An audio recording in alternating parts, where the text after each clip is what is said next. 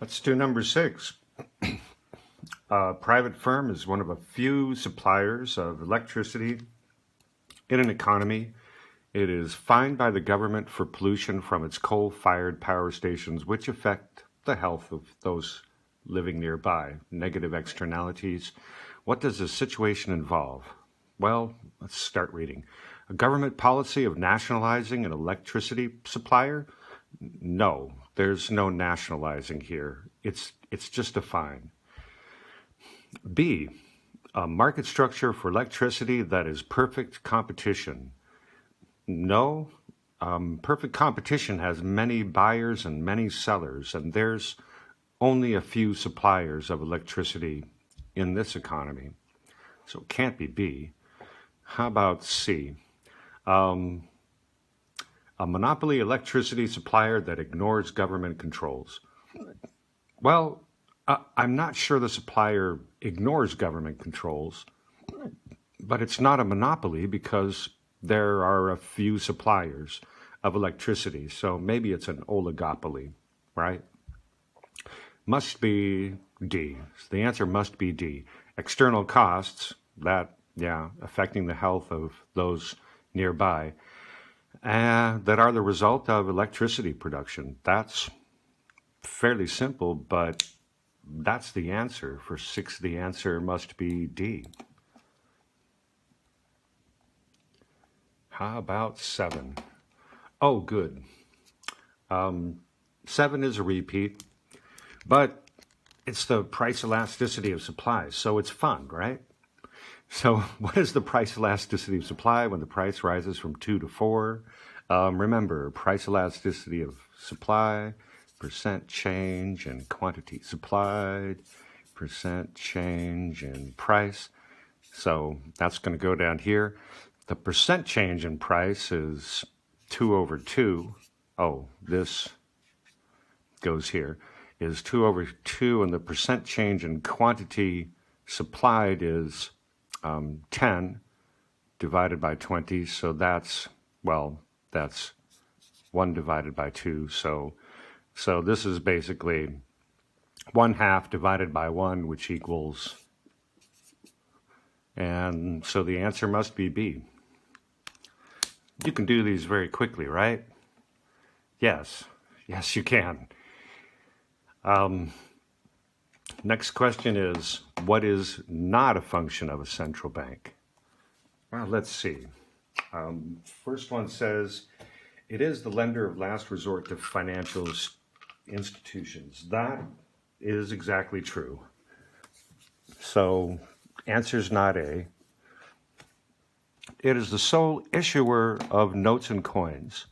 Yes, the central bank is the sole issuer, or you might say producer of notes and coins, though sometimes a central bank will hire another company to do it.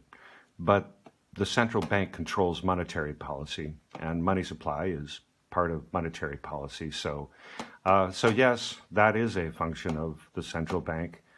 And C says it lends to individual firms and consumers.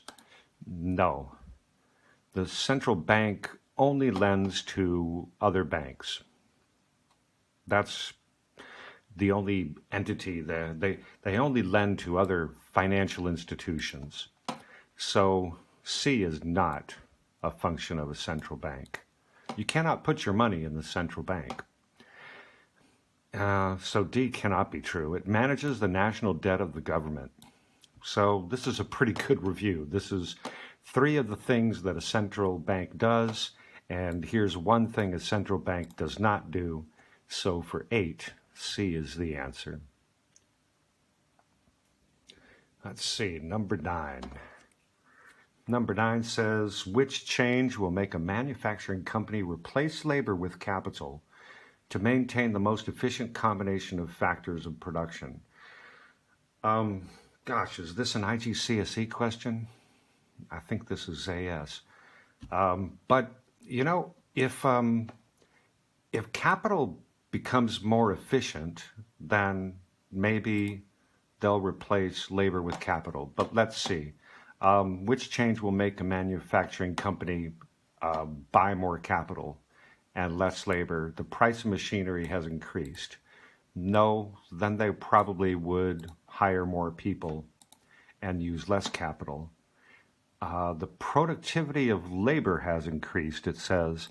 No, if the productivity of labor has increased, then you hire more workers.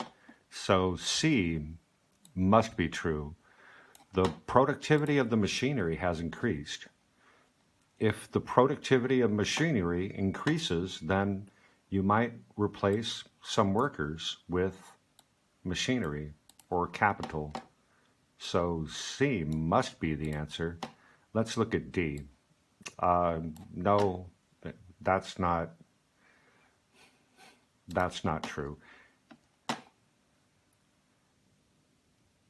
So the answer for 9 is C. How about 10? What is the most likely reason a firm might welcome the introduction of a trade union for its workers? Well, let's read through. A. Unions advise on the level of company dividends. No. Unions don't advise on the level of company dividends, so unions don't advise the company. So A cannot be true. Unions press for higher minimum wage rates. Firms don't like that, so the answer can't be B. This is why a firm might welcome a trade union. So C says unions simplify the process of wage bargaining. This is true, and it's easy to negotiate or bargain with one person who represents everyone than to bargain with everyone. So I think C must be true. Let's see what D says. Unions wish to operate labor-intensive production methods. That might be against the best